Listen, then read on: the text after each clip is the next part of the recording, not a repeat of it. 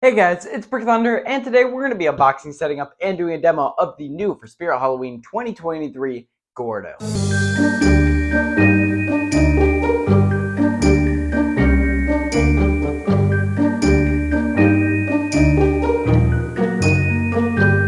Alright, so here he is. So this guy definitely does have some mixed reactions. I personally love this thing. I think the concept is awesome. We actually saw something pretty similar at Lowe's this year, but not a jump scare. This one being a jump scare I think is really, really cool. And the inside actually looks really realistic. Even up close in the light, it looks good. So in the dark, I'm sure it's going to look perfect. Overall, I love the idea of the pillar under it. Again, looks perfect. All of this thing looks really professional. So definitely happy about this one overall. There's really not much I would change. The only thing I'm considering changing is that creepy cloth dangling down, but we'll see how it looks in the dark. I'm sure it'll look fine. But yeah, awesome prop overall. Let's get to the unboxing.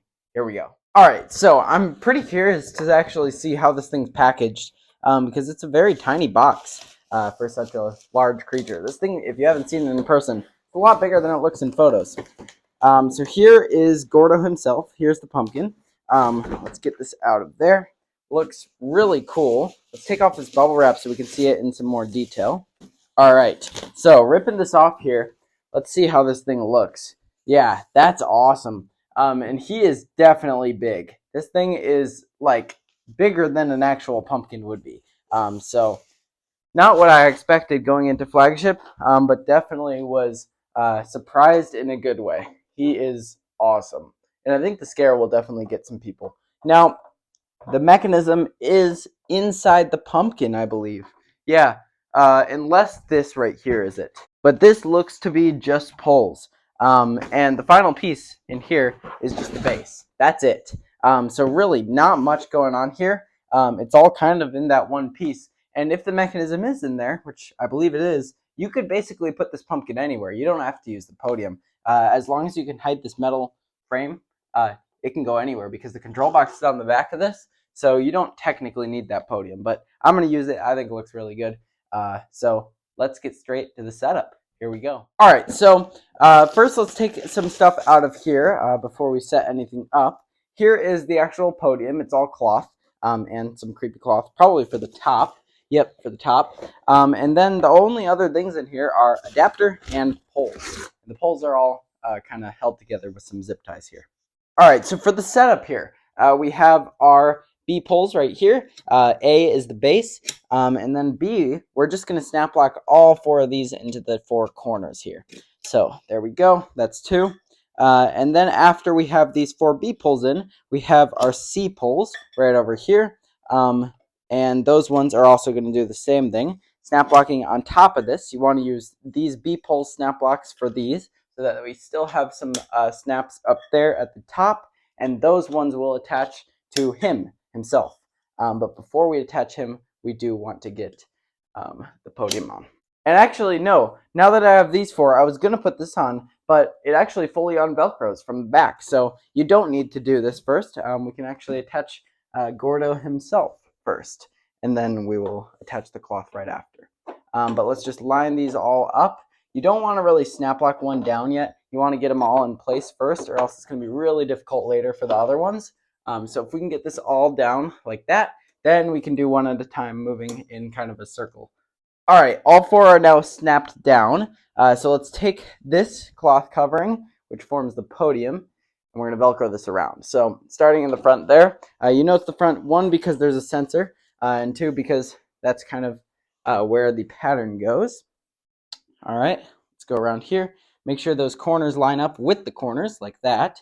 Once this is stretched tight, it'll look a lot more like a pillar and less like cloth. All right, I have the Velcro down now, and I can always adjust this off camera, but already it's looking pretty good. So now let's get this creepy cloth on, and then other than wiring, that actually finishes everything. All right, so it looks like there's two separate pieces right here. One's going to go in the front, and one's going to go in the back like that. And that kind of covers up the seam between just black and the actual pattern because you want that less noticeable.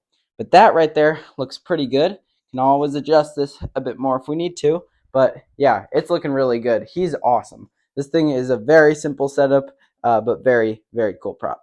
So I'm going to wire it up, and then we'll go to the demo. Here we go. All right, he's all wired up and ready. Let's plug him in.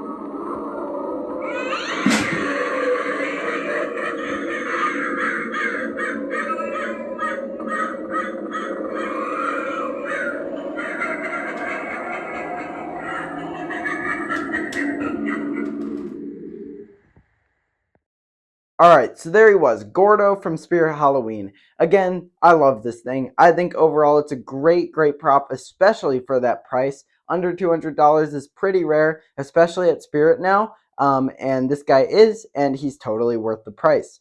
I would say this is definitely one of my favorites of this lineup, and definitely one of my favorite pumpkins of all time for retail. Overall, it's a really simple concept, but awesome, and it was definitely executed really well. The jump scare is totally better here than it was at Flagship. Hearing that sound and just seeing it up close, and I think this one is just faster overall as well. So definitely happy about that. One thing I really like about this, which I also liked about Lil Jack Carver, the other pumpkin prop of the year, is the pumpkin always glows. As soon as it's plugged in, it's always glowing. Doesn't even have to be censored. So whenever people see this in a haunt, it will be glowing, and there's really no way of knowing when it's about to jump other than the flashing starts getting a bit faster. Overall, the looks of this thing are perfect. I do like the creepy cloth a lot better at night. I think it looks really good. In the daytime, it is a bit cheap looking, and there's totally ways you can fix that. Distortions does a technique where they use silicone and actual pumpkin seeds to do like a very realistic pumpkin type effect. For example, on Jack is Back, they did that. And I may add that to the creepy cloth strands just to make it a bit more realistic. But like I said, at night you really can't tell, and overall it looks great. Totally would recommend this guy, especially if you have a pumpkin or farm or harvest type theme. It's cheap, simple, effective, but awesome. Alright, but yeah, there he was, Gordo from Spirit Halloween. Thank you guys for watching. I'll see you guys in the next video. Bye.